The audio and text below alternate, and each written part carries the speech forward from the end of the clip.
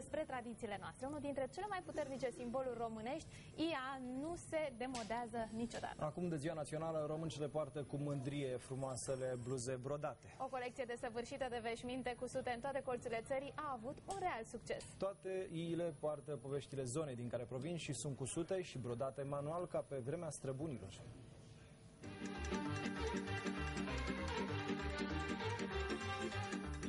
Este un simbol extraordinar și plin de energie și de pasiune. Este moda sufletului meu și vă mai spun ceva. Orice femeie din România ar trebui să fie mândră că poartă o ie. O ie lucrată manual. Dorința de a aduce iile în garderoba femeilor i-a venit Cristinei Chiriac atunci când a simțit că tradițiile românești se pierd odată cu trecerea timpului. A cutreierat țara în lung și în lat ca să le caute pe femeile care încă mai cos veșmintele naționale. Așa a ajuns chiar și în locul nașterii lui Brâncuș, unde bătrânele satului încă mai cos ii autentice românești. Aceste șezători care nu vor pieri, vă promitem solemn, nu vor pieri cât o trăi. Să încerce pe lângă bătrânele care încă mai există, să învețe, să coase o ie, să o croiască și să o poarte cu drag, să mai caute și prin lăzile de zestre ale bunicilor. Frumoasele veșminte sunt făcute manual, din materiale delicate, cu broderii ample și spectaculoase, după modelele vechi de mai bine de 100 de ani.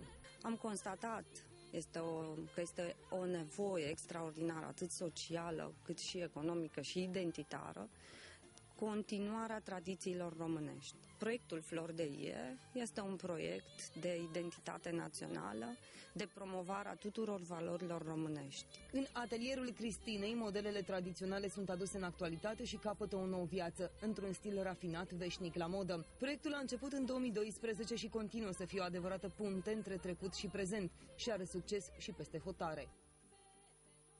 Și parcă o ie nu este de ajuns, ne-ar mai trebui